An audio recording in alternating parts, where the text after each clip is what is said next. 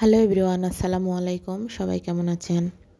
সবাইকে ওয়েলকাম জানিয়ে শুরু করছি আজকে নতুন একটি ভিডিও নিয়ে।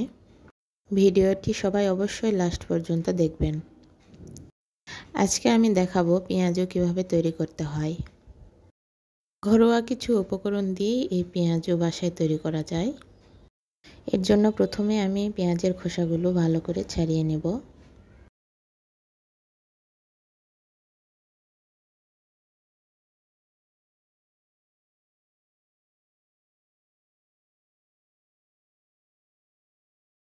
এখানে আমি পেঁয়াজের খোসাগুলো ছাড়িয়ে নিয়েছি।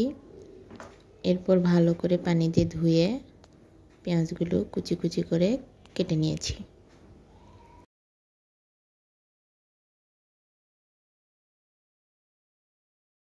এ পর্যায়ে সামান্য লবণ এবং শুকনো গুঁড়ো মরিচ পরিমাণ মতো দিয়ে ভালো করে মাখিয়ে নিচ্ছি।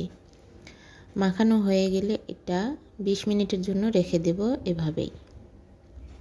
20 মিনিট পর দেখা যাচ্ছে পেঁয়াজগুলো নরম হয়ে গিয়েছে এবং একটু পানি ছেড়ে দিয়েছে। এ পর্যায়ে বেসন দেব পরিমাণ মতো। বেসনের অনুপাতে সামান্য লবণ এবং মরিচের গুঁড়ো দিয়ে দেব এখানে।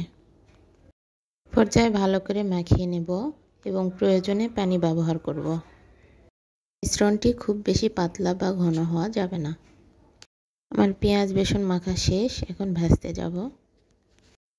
প্রথমে কড়াইয়ে তেল গরম করে নিয়েছি, তারপর একটু একটু করে পেঁয়াজগুলো দিয়ে দিয়েছি। এভাবে অল্প আঁচে ভেজে নিলেই রেডি পেঁয়াজু। এটা খেতে অনেক টেস্টি। এটা আমার ছেলে খেতে তো খুবই পছন্দ করে।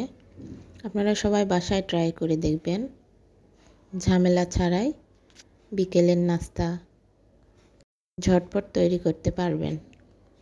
সবাইকে ধন্যবাদ জানিয়ে এখানে শেষ করছি। আজকে এ পর্যন্তই। সবাই ভালো থাকবেন। আমার চ্যানেলটি অবশ্যই সাবস্ক্রাইব করবেন। আসসালামু আলাইকুম।